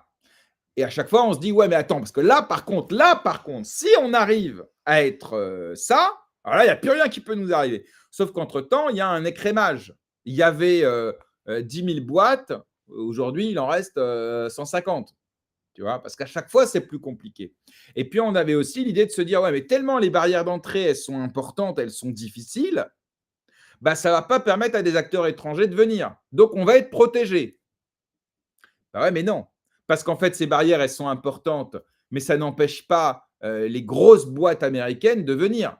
Tu vois, les 4 premières boîtes à avoir obtenu le règlement MiCA, ce n'est pas des Français. Hein. C'est OKX, c'est Bitpanda, c'est tout ça. Donc la barrière à l'entrée, en fait, elle n'est pas nationale, elle est financière. Donc en fait, ton concurrent, ça ne va pas être la petite start-up d'à côté, parce que tu as raison, il n'aura pas les moyens, mais ça va être le mastodonte américain. Contre qui tu préfères te battre? Je ne dis pas ça pour... voilà, je dis juste pour mettre un peu de contexte. Et ça m'énerve au plus haut point qu'on nous refasse la même déballe aujourd'hui en 2025 en disant ne vous inquiétez pas, conformez-vous, ça vous permettra de protéger vos marchés, ça vous permettra d'être en avance sur la réglementation, ça vous permettra de bénéficier du marché européen. Le marché européen, il est ouvert à tout le monde. Tout le monde peut venir taper le marché européen. La preuve, même en France, tu connais un acteur français du cloud? J'ai regardé une émission. OVH. Oui, mais OVH, ils sont essentiellement en Israël, les copains. Hein, ils sont français. Attention à ce que tu dis, Jérém. Attention. C'est pas vrai? Grand acteur français. Non, bon, voilà, ils sont français de base, mais un peu comme c'est qu'ils sont français. Voilà, ça a été créé en France et ils sont Qu'est-ce français. qui reste en Après que les France? équipes, après que les équipes sont un peu exportées ou des choses du genre, après C'est important, ça c'est ça. leur gestion interne, mais c'est français quand même de base. D'accord. Mais encore une fois, Ouais, je préfère le dire à défaut, parce que sinon, non, mais on va pas se faire taper. je respecte énormément, je dis pas. Mais à un moment donné, qu'est-ce qui reste en France? Bon, mais en tout cas, voilà, tout ça pour dire, et c'est pas encore une fois pour démotiver ou comme ça, c'est juste pour faire un constat franc et pur et un peu contextualisé de la situation qui fait que c'est effrayant. Et vous êtes dans l'innovation, vous êtes jeune, la dépine, tu as 1% des Français qui sait ce que c'est. Il y a un potentiel donc qui est énorme. Et pour le coup, bah, voilà, je vous écoute et je me dis, putain, voilà, peut-être encore des mecs qui vont aller ailleurs et qu'on va perdre en France. Et ça me touche, voilà, ça me saoule. Axel. Ouais, c'est un triste constat, malheureusement. Mais toutes ces barrières, en fait, ça évidemment cadenasse, mais ça crée un nouveau business. J'ai rencontré un gars à Biarritz l'année dernière, lors de Chaka Biarritz d'ailleurs, petit coup de pub. Et en fait, ce gars-là, il a créé un Central Exchange qui est donc Europe compliant, il est régulé, etc. Et en fait, il me disait, je lui demandais, ouais, alors au niveau de ta traction, tes utilisateurs, tout ça, ça monte, etc. Et il me fait pas spécialement, mais je m'en fous. Pourquoi tu t'en fous? Parce que moi, je suis arrivé à être régulé européen, donc j'ai tous les certificats, etc., pour faire de la crypto, trader des coins, etc. Et je reçois déjà, en fait, des offres de rachat de gros central exchange qui aimeraient avoir, en fait, la certification qu'ils n'arrivent pas à avoir. Et donc, en fait, ça crée des barrières pour les gens comme nous qui veulent innover. Donc, c'est clairement pas notre business model. Mais par contre, ça crée voilà, des mecs qui passent full time la tête dans les dossiers en train de remplir tout et ils lèvent des fonds pour juste passer les licences et après revendre plus cher, quoi. Donc, voilà, la France ou l'Europe pensaient qu'ils allaient cadenasser le truc en disant, OK, on va protéger nos citizens, etc., enfin nos citoyens. Mais en fin de compte, non, ils ont juste créé un business parallèle de dossiers, quoi. Ouais, non, mais ouais, bah, en tout cas, je voudrais revenir sur ce que j'ai dit sur OVH parce qu'effectivement, je crois que je confonds avec une autre entreprise sur cette partie-là. Et donc, merci Brieux de m'avoir corrigé là-dessus. C'est vrai que la boîte, elle reste quand même à plus de 70% détenue par la famille fondatrice en France, à Roubaix, et dont la plupart des sites d'exploitation, en tout cas une grande partie, sont encore en France. Voilà, je tenais à corriger. Je te remercie, Brieux, de m'avoir arrêté là-dessus. Pas de problème, Jérém. Mais après, par contre, tu as une réalité que tu as pointée, c'est savoir quelle est la part de marché d'OVH aujourd'hui, ne serait-ce que le marché français. Et là, par contre, je te rejoins sur Non, le mais fait que OVH, je crois que ça représente 7 ou 8% du marché du cloud. mais Quelque ça, chose du genre. ouais, alors ça, je vais te dire entre nous, ça me pose moins de problèmes. Total, la part de marché du marché français, elle est dérisoire. Mais ça reste une boîte française, tu vois, qui paye un peu, quand même, d'impôts en France, qui est coté à Paris, je crois, jusqu'à récemment, parce que je crois qu'ils ont été se faire coter à Londres, un truc comme ça, non? Je crois qu'ils ont, je crois qu'ils ont changé leur cotation. Mais bon, il faudrait vérifier la bourse de New York depuis 9 mois. Non, il peine à imposer sa cotation à la bourse de New York. C'est pas fait, je crois. Mais il réfléchit à se faire coter aux États-Unis. Non, mais ça dit quelque chose. Total, quand même. Fleuron de l'industrie française. Voilà. Mais voilà. Donc après, en soi, qu'une boîte, elle soit en France, qu'elle paye des impôts, qu'elle embauche des gens, tout ce que tu veux, mais qu'elle fasse du business avec les États-Unis à l'ère du numérique, au contraire, je m'en fous. Il n'y a pas de problème. Il faut pas compter seulement sur un marché de 70 millions de personnes, tu vois. Mais moi, ce qui m'embête, c'est quand l'entrepreneur, il part avec son expertise, avec son siège social, avec ses salariés, avec tout ça. Et là c'est plus problématique pour la souveraineté et pour l'économie française, en fait. Tu vois, c'est vraiment ça qui me saoule. Après, heureusement qu'il faut qu'on aille chercher des marchés étrangers. Bien. Tu vois, pour le coup, j'aime bien parce que cette discussion, on parlait d'épines, mais en fait, on parle d'autre chose. Et en fait, c'est ça que je kiffe. Mais j'aimerais qu'on finisse, si vous voulez bien, avec l'IA. On en a parlé un petit peu, mais il y a des liens quand même. Et je crois que c'est Brieux qui en parlait, mais ou peut-être quelqu'un d'autre j'espère qu'il ne m'en voudra pas, que l'arrivée de l'IA, ou en tout cas la démocratisation de l'IA, a rendu la dépine peut-être encore plus utile, parce qu'évidemment, notamment le besoin de puissance de calcul n'a jamais été aussi élevé. Donc, comment vous, par exemple, avec vos projets ou avec d'autres projets d'ailleurs, n'hésitez pas, hein, même s'ils ne sont pas là, comment est-ce qu'on arrive à concilier Dépine, blockchain évidemment, et l'IA? Quoi votre vision là-dessus? Qui veut commencer? Vas-y, Brieux, je sais que tu préfères laisser la parole à tes copains, mais je pense qu'ils te suivront juste après. Vas-y. Ouais. Eh bien, l'IA, alors c'est un secteur puisque je connais un petit peu par expertise.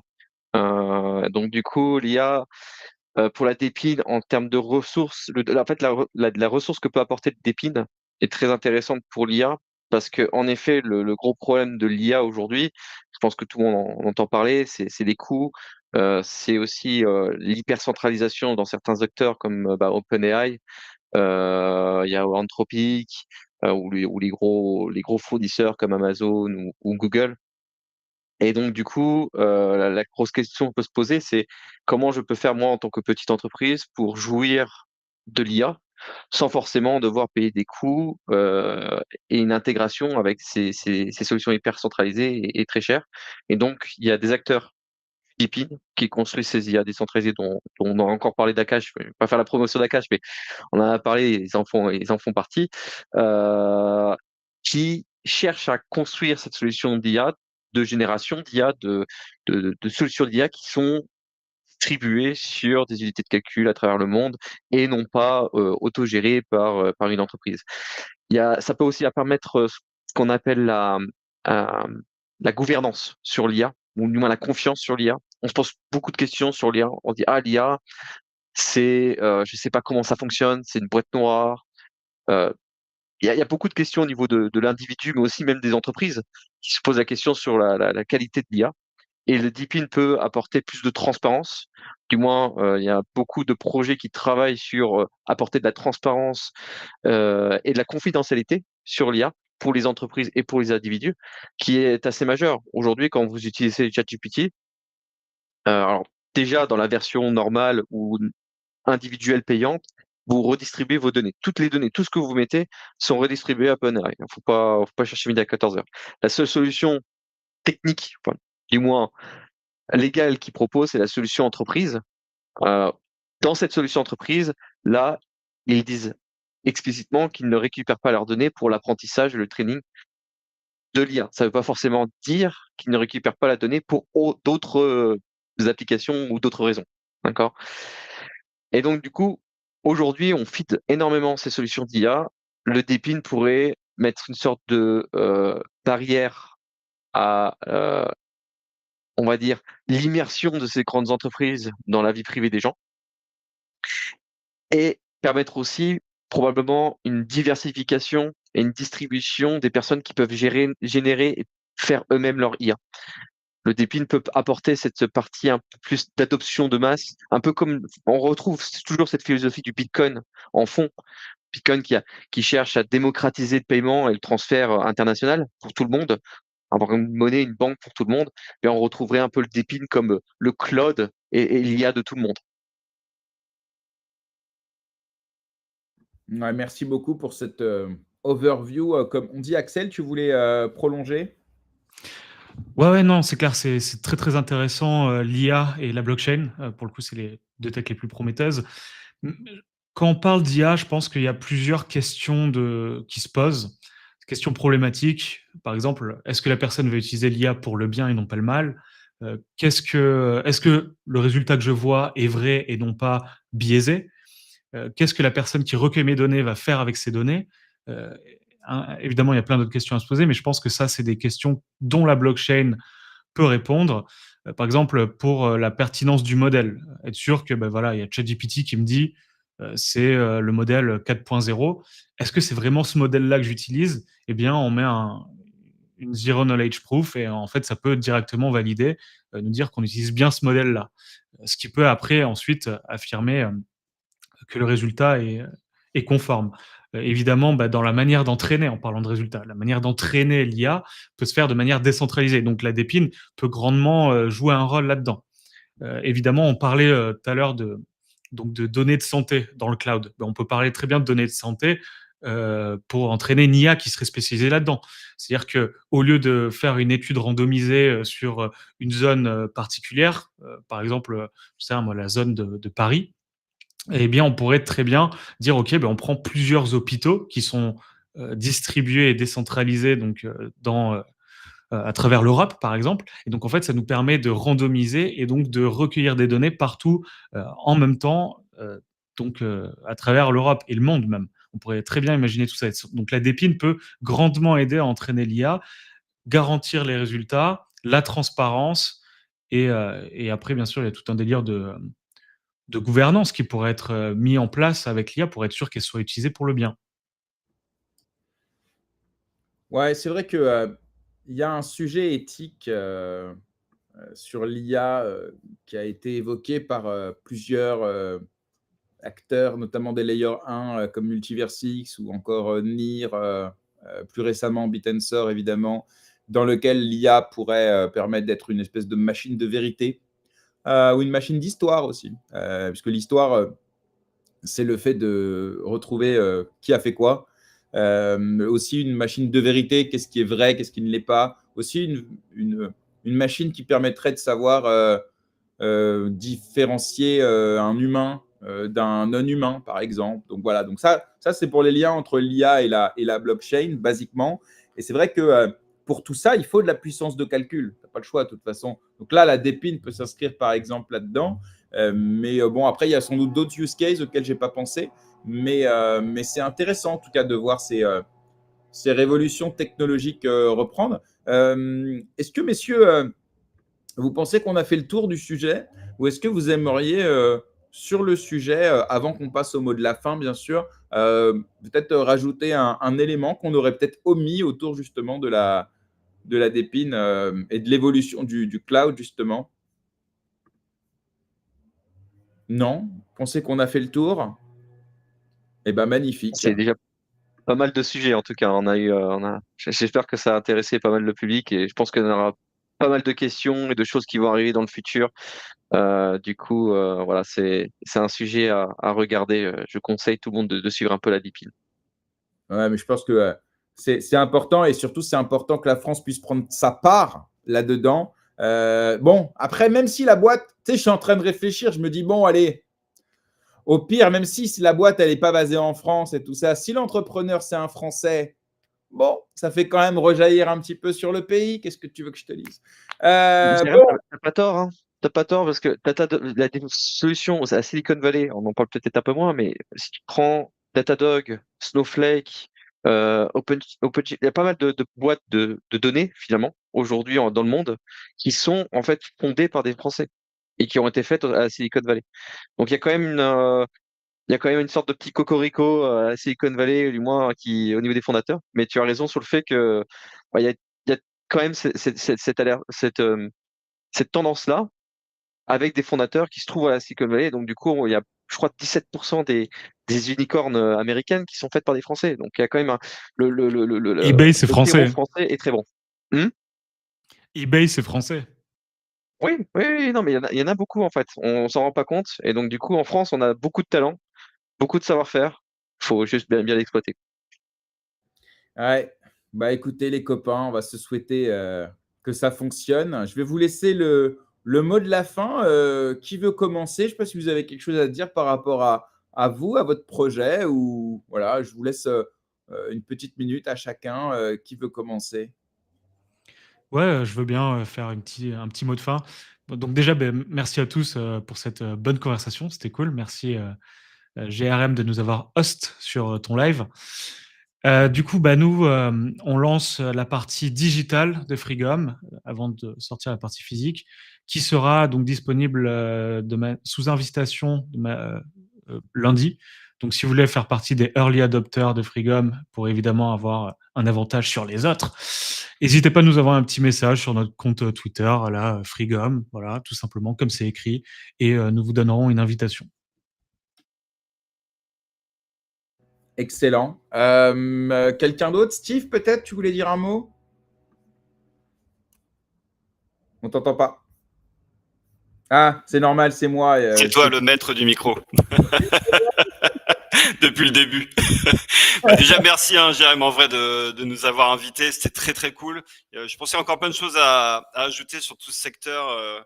Et en tous les cas, j'étais ravi de revoir Gaspard, Brieuc et puis de rencontrer Axel pour la première fois. Nous, chez Ashguard, on fait aussi un peu comme Flashback. On pivote, parce que c'est ça aussi la vie d'entrepreneur. Aujourd'hui, il y a Ashguard Cloud Drive, on va l'appeler comme on veut, que tout le monde connaît. Et ça, c'est un peu notre produit de tête de gondole sur lequel on s'est pas mal exercé pendant 2 ans et demi à peu près. Et aujourd'hui, on travaille énormément sur tout ce qui est la traçabilité. Donc, quand tu posais la question de savoir si certaines entreprises ici comptaient partir à l'étranger, nous, non, pour le coup. La réglementation, on la prend pour nous, pour en faire un business derrière. Et nous, c'est au niveau du B2B, au niveau de la traçabilité, en interne, tout ce qui est logs, etc. Et sur les réglementations type NIS2, HDS, etc. Donc, avec une couche cybersécurité qui est à côté de ça. Donc, on a fait rentrer une personne importante dans le projet qui est Léo, qui est un ancien ingénieur en réseau et cybersécurité d'Orange qui a travaillé là-bas. Et voilà, donc là, on va commencer à rencontrer nos premiers investisseurs. Et on va faire une annonce vis-à-vis de tout ça, parce que personne n'est au courant, bien évidemment. J'en parle aujourd'hui publiquement pour la première fois. Et il y aura un post LinkedIn sur ce sujet-là. Donc nous, la réglementation européenne est un business comme un autre, pas de souci. Merci pour cette note d'encouragement optimiste. Et on te souhaite le meilleur avec Ashguard. Merci. D'ailleurs, tu dis Ashguard parce qu'en anglais, on dit guard, c'est pour ça? En gros, à l'époque, à l'IRA, on avait sorti Asgard, qui était tout ce mythe, et on l'a contracté en Ashguard, forcément le petit jeu de mots, et après, les gardiens du H de A à Z, quoi. Après, tu peux dire Ashguard, comme tu... Aucun souci. Gaspard.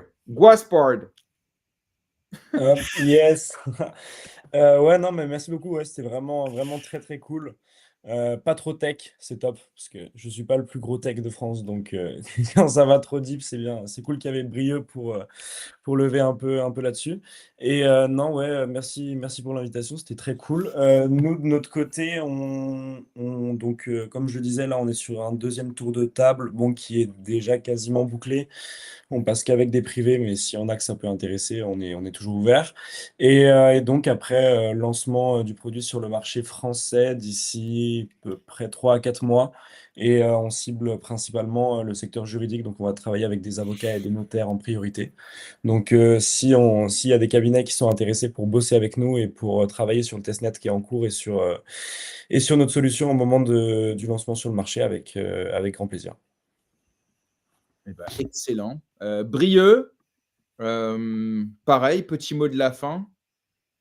Merci d'abord, Jérém, pour l'invitation et pour ce round table. C'était très sympa.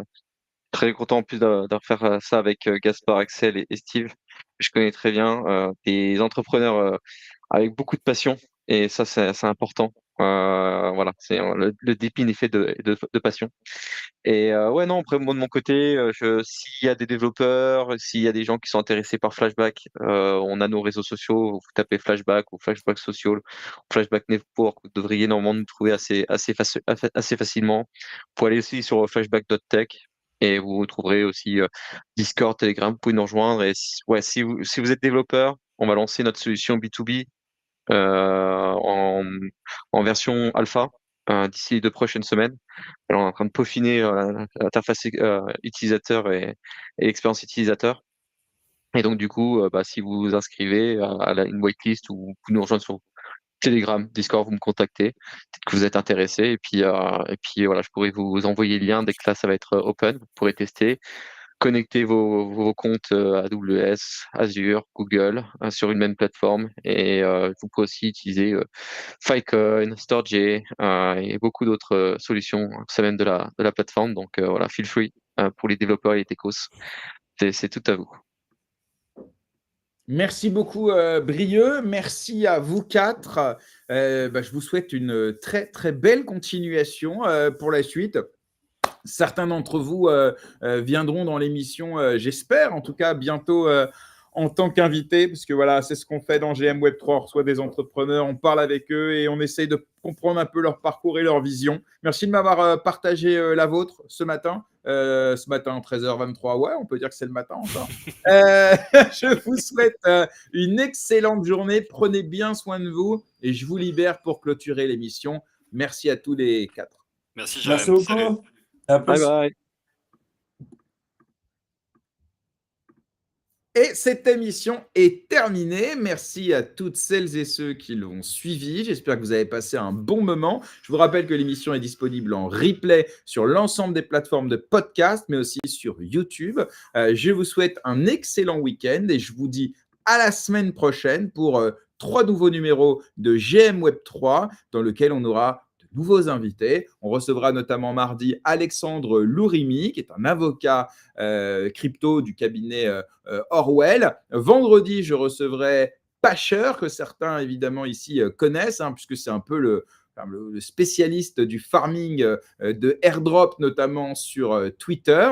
Et puis mercredi, émission dédiée à Multiversix en anglais, lequel on parlera un petit peu de l'actualité de cet écosystème. Prenez bien soin de vous et n'oubliez pas de vous abonner et d'interagir avec nos réseaux. C'est très important pour nous. À bientôt. Salut à tous.